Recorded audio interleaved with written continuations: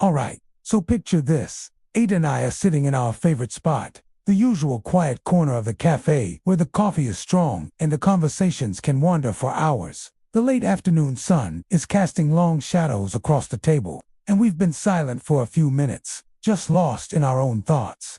I decide to break the silence with a question that's been circling in my mind for days. A real heavy hitter. Ade, I began, leaning forward, my voice a little lower than usual. I've been wrestling with something, and I need your take on it. Where did God come from? It's a question that feels almost too big to ask, but it's the starting point for everything else, isn't it? Did God create nature, bringing everything we see into existence from nothing, or is it the other way around? Did nature, in all its immense, chaotic, and beautiful complexity, somehow give rise to the concept of God? I paused, letting the weight of the question hang in the air between us. Ade simply nodded, his expression thoughtful, encouraging me to continue down this rabbit hole. And if we go down that path, I pressed on, if we consider that God might be a human creation, a concept we invented to explain the unexplainable, to bring order to the chaos and comfort to our fears, then what does that imply? Does it mean that everything, absolutely everything, is just a product of nature? If so, the fundamental question shifts, doesn't it? It's no longer about a creator, but about the creation itself. The real question becomes, how old is nature? Did it all truly begin with the Big Bang, that singular, explosive moment that set the entire cosmos in motion? Was that the true genesis? The waitress came by and refilled our cups, a brief, silent interruption in the flow of my thoughts. I took a sip, the warmth of the coffee a grounding sensation. Following that logic, I continued, what about the laws of physics? Were they also created by nature? Are they fundamental, immutable rules that have governed the universe since its inception?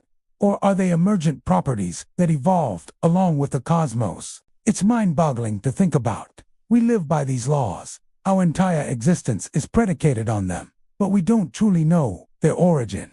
Are they the code of the universe, written by some unseen hand? Or are they just the inherent behavior of matter and energy, a pattern that nature fell into? I leaned back in my chair, gesturing vaguely towards the window, as if to encompass the world outside. And that brings me to the scale of it all. What is the purpose of our tiny planet?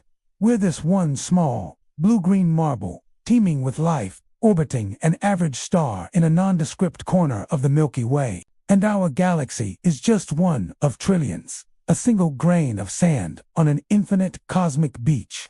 When you truly try to comprehend that scale, the sheer vastness of it all, it's hard not to feel insignificant. What could possibly be the purpose of our brief, flickering existence in the face of such immeasurable grandeur? What is the purpose of all this?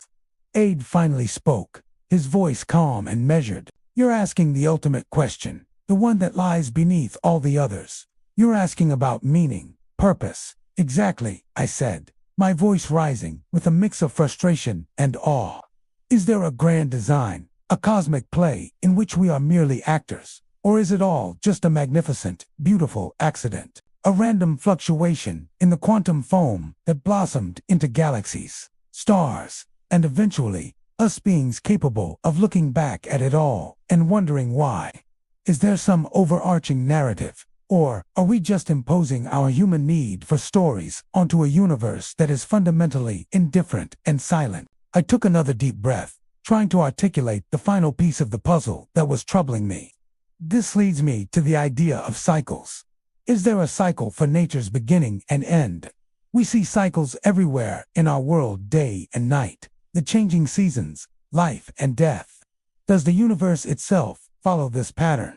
Will it expand forever until it's a cold, dark, empty void? Or will it one day stop, reverse, and collapse back in on itself in a big crunch, a cosmic reset button?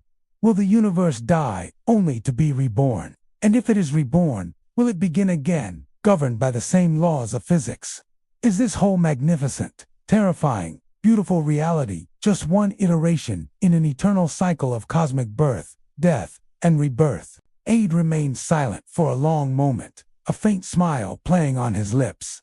He wasn't smiling because he had the answers, but because he cherished the questions. He understood that the act of asking, of wrestling with these profound mysteries, was what it meant to be truly alive. He stirred his coffee slowly, the clinking of the spoon against the ceramic, the only sound in our corner of the cafe. The question of life's meaning, of a universal purpose, hung unanswered between us. Not as a problem to be solved, but as a vast and endless landscape to be explored. And in that shared moment of wonder, without a single definitive answer in sight, there was a profound sense of connection and, perhaps, a glimmer of the very purpose I was searching for.